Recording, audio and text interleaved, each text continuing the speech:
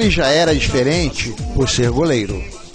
E hoje, ao contrário da maioria de ex-jogadores, aos 53 anos, Paulo Vitor Barbosa de Carvalho, o Paulo Vitor, ex-goleiro do Fluminense, esbanja saúde, tem excelente nível intelectual, é comentarista esportivo de uma rede de TV, é ativista político, sabe o que representou como atleta profissional para o tricolor e é muito franco em suas afirmações. Jogou no Fluminense de 1981 a 1987, por quem fez 463 jogos, sofrendo 387 gols, ou seja, uma média de 0,83 gol por jogo.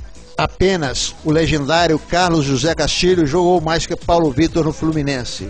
Paulo Vitor ultrapassou inesquecíveis goleiros como Veludo, Félix e Batatais no tricolor. Só por isso merece e tem o direito de ser considerado um grande ídolo tricolor.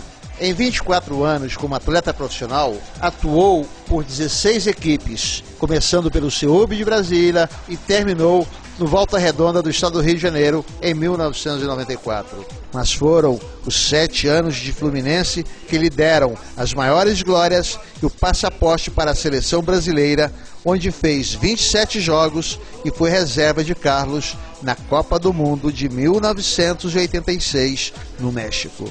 Pelo Fluminense, foi tricampeão de 1983, 1984 e 1985, além de campeão brasileiro de 1984 e de vários torneios internacionais. Como reconhecimento, teve os moldes de suas mãos colocadas no Hall da Fama do Estádio do Maracanã, junto com Castilho, Félix, Gilmar, Leão, Barbosa e Manga. Paulo Vitor nasceu em 7 de junho de 1957 em Belém do Pará, mas veio bem pequeno para a capital do país, Brasília, onde foi criado pela sua família. E é aqui, no campo de futebol da sede da OAB Brasília, que Paulo Vitor nos conta a sua história.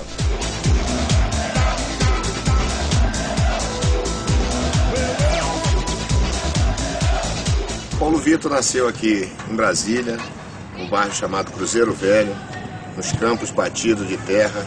Às vezes eu queria jogar na linha, os caras maiores, não, você tem que ir pro gol.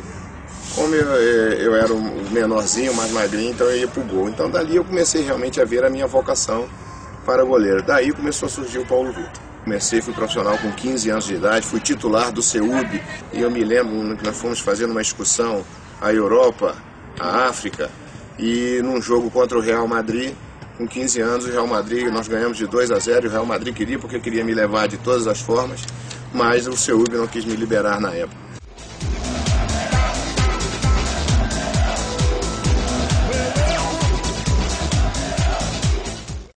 Olha, eu cito as decisões que eu tive com o Flamengo no bicampeonato, a decisão do Campeonato Brasileiro contra o Vasco da Gama, foi as grandes conquistas do Fluminense, e eu fico feliz em poder ter participado daquela grande equipe, uma equipe que foi tricampeã carioca, uma equipe que a gente fala que, todo mundo fala que a máquina era aquela de 76, 76, 77, mas na verdade eu cito que a máquina foi de 83, 84 e 85, foi a que ganhou tudo. Começou com um time e terminou com outro. Começou com Qual um time. o melhor time que você viu do Fluminense? O melhor time que eu vi do Fluminense foi Paulo Vitor, Aldo, Duílio, Ricardo e o Branco. Jandir, Delei e Assis. Romerito, Washington e Tato. Esse foi a melhor equipe que o Fluminense já teve nesses últimos anos.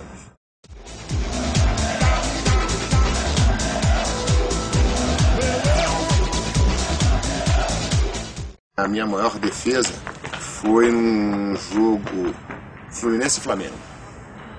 Eu me lembro que o Robertinho já tinha saído do Fluminense, tinha ido para o Flamengo. Ele bateu um escanteio, a defesa não aliviou, a bola sobrou na pequena área para o Ronaldo, centroavante. Ele veio de peixinho, cabeceou e eu consegui fazer a defesa com 1 minuto de jogo. Logo em seguida, nós conseguimos fazer um gol através do Assis, fazendo aquele gol aos 45 minutos do tempo.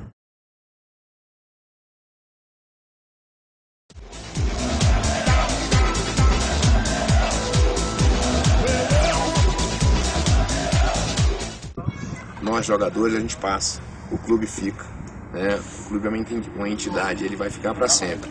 Nós, jogadores, deixamos só a história. A história não muda, ninguém vai conseguir mudar a minha história dentro do Fluminense. Mas a maior decepção que eu tive foi essa, de não ter voltado ao Fluminense para encerrar a minha carreira. Você, quando vai ao Rio, você frequenta o Fluminense? Frequento, vou ao Fluminense, vou lá cumprimentar as pessoas, porque o carinho que eu tenho com as pessoas lá dentro, com a própria torcida do Fluminense, é muito grande.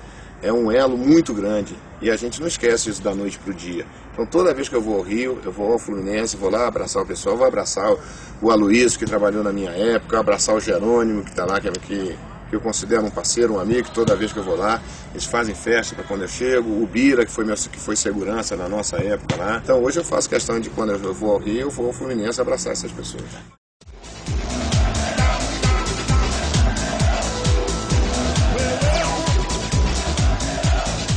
Em 83, quando eu fui convocado pela primeira vez para a seleção olímpica, pré-olímpica do Brasil. E lá sagramos campeões, classificamos o Brasil para as Olimpíadas de 84.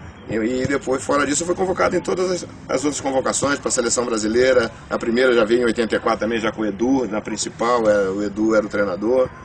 E eu joguei contra a Argentina, depois joguei contra o Uruguai, só não joguei contra a Inglaterra no Maracanã, que quem jogou foi o Roberto Costa.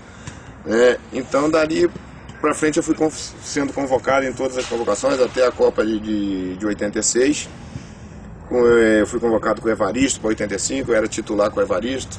Aí, infelizmente, o Evaristo saiu da seleção, aí veio o Tele. Eu continuei na seleção, mas eles já tinham, acho que, uma dívida com o Carlos de 82. Manteve o Carlos como titular e eu acabei ficando na reserva. Mas o importante era estar ali no grupo, você fazer parte daquele grupo seleto, porque vão apenas 23 jogadores.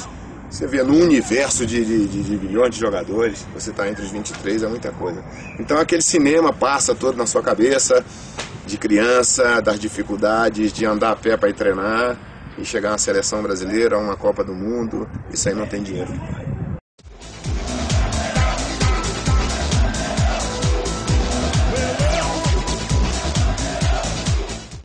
Hoje eu sou candidato a deputado distrital justamente para tentar mudar algo no esporte. No esporte, na acessibilidade, né? Nós temos um projeto que a gente diz que é com esse que eu vou, que é para ajudar justamente atletas que têm o índice, olímpico, tem potencial, mas não, vamos dizer assim, não tem apoio. Nós temos um projeto que é aquele, você troca o craque por outro craque.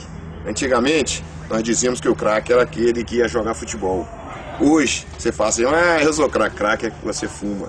Então hoje nós temos aí muitos exemplos de crianças de 8, 9, 10 anos fumando crack. Então hoje em Brasília não tem uma clínica especializada para tirar essas crianças. Você pega essas crianças na rodoviária, você vai levar para onde? Você não tem. Então a ideia do nosso gabinete é fazer essa clínica, trazer essas crianças lá, que essas crianças ainda têm recuperação, e trazê-las para o esporte.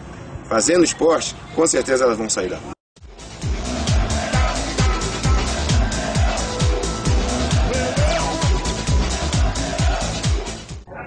A torcida gostaria de saber se você ficou rico no futebol, como é que você está vivendo, como é que você está sentindo, se você tem uma família bem constituída. Vou dizer que ficar rico eu não fiquei bem, porque eu ganhei, eu fiquei bem. Hoje eu tenho uma família, tenho uma esposa maravilhosa, uma pessoa que, eu sempre digo, uma mulher ela te joga para cima, mas ela te joga para baixo, né? Tanto ela te levanta como ela te derruba. Mas hoje eu tenho uma esposa que só me joga para cima. Então, através dela eu mudei muito a minha vida. Mudei muito mesmo. Então hoje eu sou uma pessoa realizada. Digo por que eu sou realizado. Porque hoje eu me formei em Educação Física aos 51 anos. Né? Consegui me formar e através da ajuda dela eu consegui me formar. Então por isso que eu estou dizendo que eu tenho hoje uma família muito bem constituída. Graças a Deus, é uma pessoa que eu tenho que agradecer todos os dias a Deus por ter ela do meu lado. É isso aí. Obrigado. Obrigado.